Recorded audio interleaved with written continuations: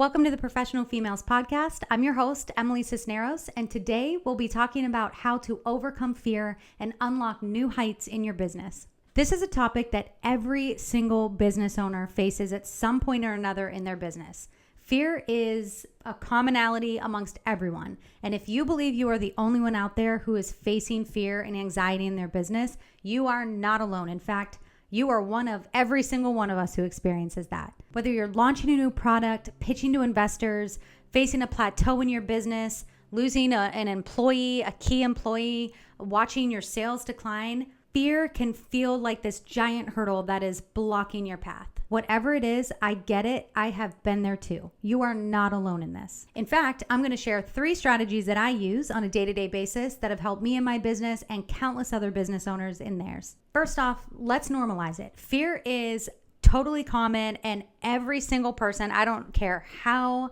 confident they sound online or they come across in their perfectly curated Instagram or TikTok videos, every single business owner faces fear. I promise you that you are not alone. So normalize it by talking about it and getting it out on the table. I remember when I first started my business, I was almost crippled with fear because I was focused on the things I wanted to do, and I was totally just ignoring the things that I knew I needed to do, but I wasn't good at or I didn't have a passion for, but I knew it was the right thing to focus on in my business. But fear can paralyze you. And if I had taken these steps earlier in my business, I probably would have been able to level up faster in my business, probably would have saved me at least a year in that first year of my business if I had just faced fear and not let it stunt my growth. So definitely the first strategy that I would recommend is to reframe that fear as fuel. And you can do that. It's not like a cliche type of saying. You can truly reframe what you are thinking and then use it as a motivation in your business and in your life. I remember when I went to the Tony Robbins conference, I went to Unleash the Power Within, and then I went to Date with Destiny. Those were game changers for me. And one thing that he talked about a lot was energy and focus. And he always said that where focus goes, energy flows.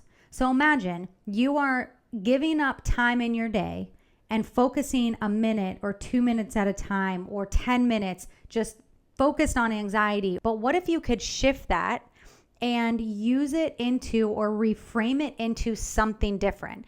So what if you could identify fear as just energy, which is your brain signaling something that matters? Okay, so then we set aside the emotional aspect of fear and we identify that our brain is signaling something that matters in our lives and in our business. And instead of fighting it, what if we used it? By example, I was so afraid of my business tanking. It was really hard for me to identify how to make sales in my business. And sales are the lifeblood of your business. If you have nothing that's being sold, you don't have a business, right?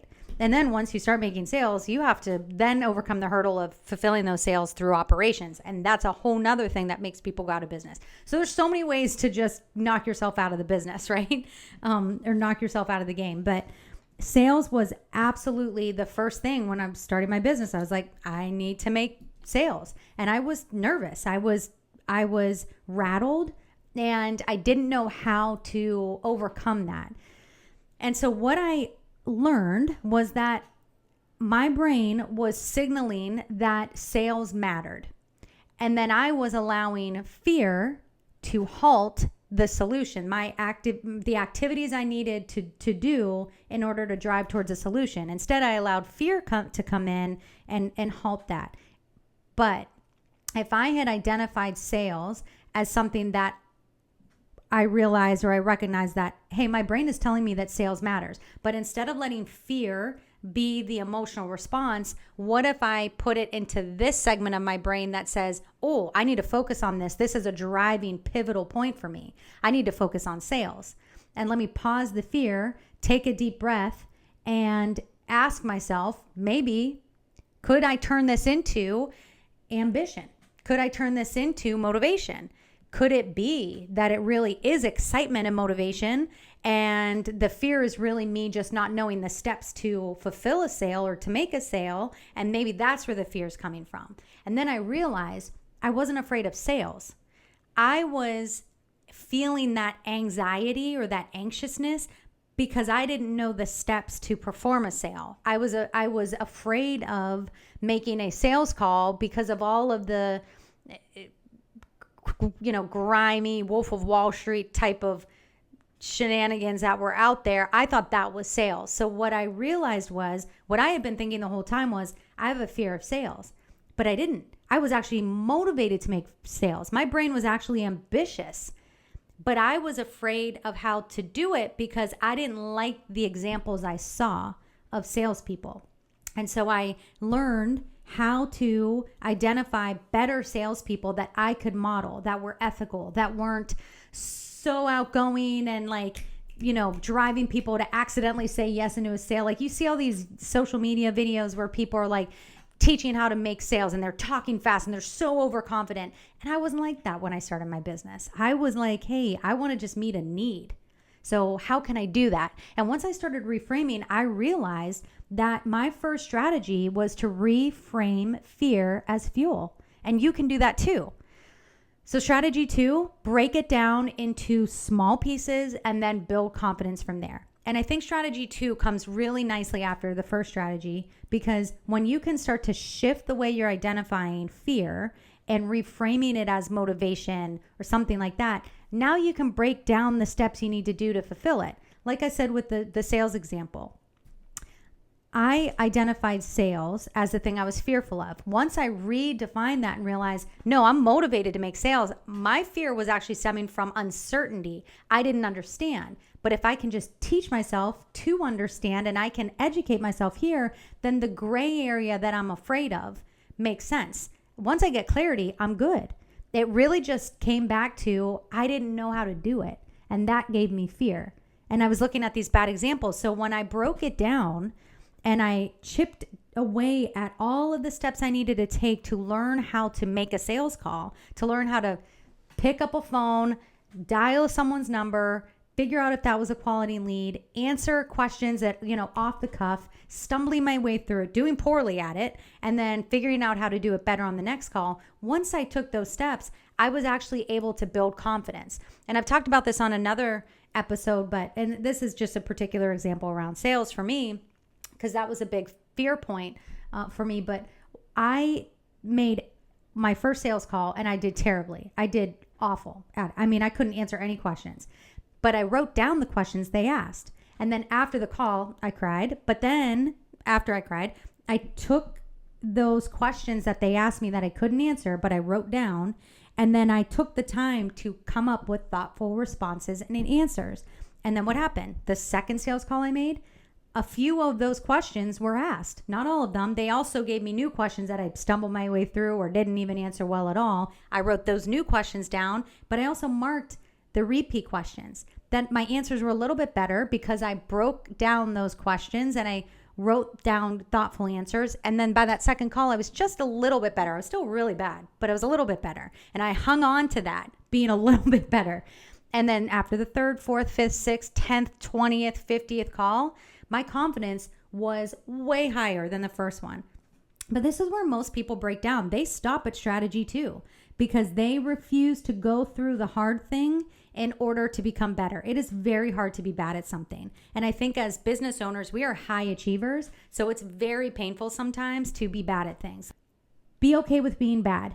Chip away, step back into all of the pieces that you need. And then over time, you will build your confidence there. And finally, strategy number 3, lean into a community. I can tell you, I isolated for the better part of my first years in business. I had a few friends that were entrepreneurs that were starting their own businesses, and that was very helpful to have them. But imagine if I had surrounded myself with a community of business owners that had already gone through what I was going through. I could have made that learning curve a lot smaller, and I could have gotten through a lot of these hurdles a lot faster. So listening to podcasts like this, I'm hopeful that this becomes part of your strategy 3, your network, just being surrounded by content, by education, by a network of business people that have been where you've been, have made mistakes that may not be exactly like yours, what you're going through, but can at least help you hedge things a little bit better. Business, no matter what industry you're in, even if it's a side hustle and it's not your main gig, no matter what it is, no matter what industry or service type or goods type, business boils down to the same fundamentals. And my goal in this podcast is to be able to provide these fundamental values and truths to you so that you can use them without making the mistakes I did, without paying for those mistakes or those lessons that I did. So I just wanted to leave you with those strategies, and I hope these kind of unlock confidence for you. I hope they help level up your business. And just remember, it's okay to have fear in your business, but you don't have to let it control you. And guess what? You can apply these same strategies into your regular life. Where are you feeling fear in your life outside of business? And how can you rephrase that in your brain? How can you re-signal to a different place those things that you once identified as things causing fear and say, actually, that's motivation for me. Here's what I was really fearful of. Now I can take those steps to break this down into tangible pieces and step my way into success. I can overcome these hurdles. You can. You can overcome the hurdles in your business. You just have to take the steps to do it. Don't be afraid to be bad at something. Just remember, every mistake and failure is you moving forward, and it's okay if you stumble. If you got value out of this video, feel free to subscribe on our YouTube channel, sign up for our email newsletter where we will drop written information and content for people. And of course, you can also sign up for our guidebook on our website, www.professionalfemales.com, or email us at info@professionalfemales.com where we can answer any questions that you have. I really want this to be a resource for you. I know what it's like to start a business and how challenging that can be, and how much of it starts up here. So if I can be any sort of resource for you, please feel free to reach out. Again, my name is Emily Cisneros, and I am happy to be the host of Professional Females Podcast. Thanks again.